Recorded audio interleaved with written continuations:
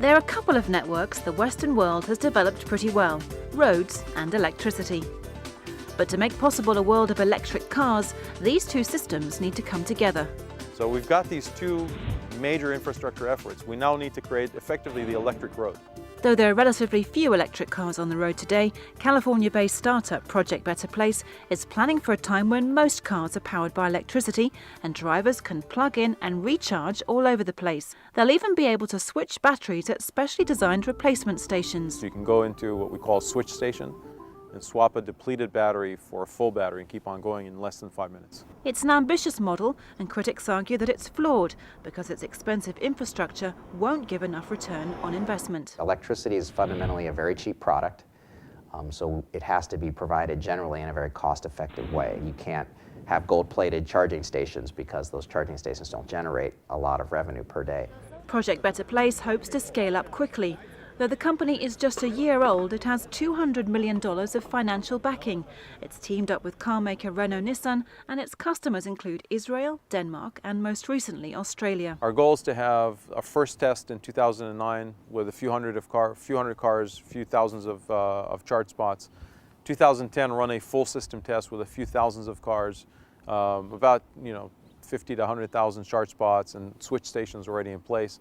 And then 2011, have full market access, open it up for about 10,000 cars a month, so roughly about 100,000 cars a year. But more cars running on electricity will mean a bigger strain on the electric grid. 3 plasma screen TVs use about the same amount of electricity as one plug-in hybrid. So put 100 million plug-in hybrids out there over the next few decades, and it is a significant amount.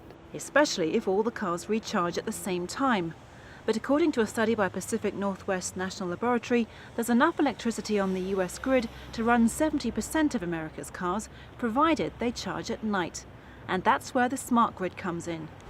Grid operators are developing two-way communications and control technologies to generate and distribute electricity more effectively.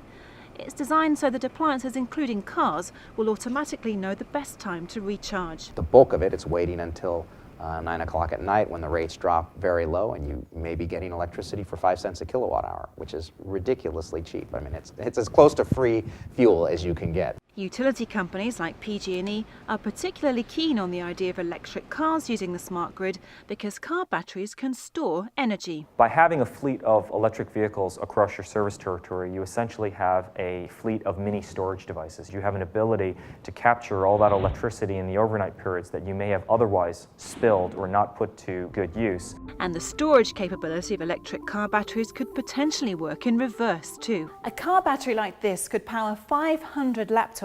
And the fact that it can store so much electricity has given developers another idea: to take the energy from the car to the grid, a system known as V2G. This bidirectional flow could help balance the grid when there's a surge in demand. At the forefront of V2G is AC Propulsion in San Dimas, California. They build drive systems for electric cars, including the Toyota Scion XB. Well, V2G itself works already. We've done live demonstrations where the car receives signals wirelessly from the grid operator and responds as it should.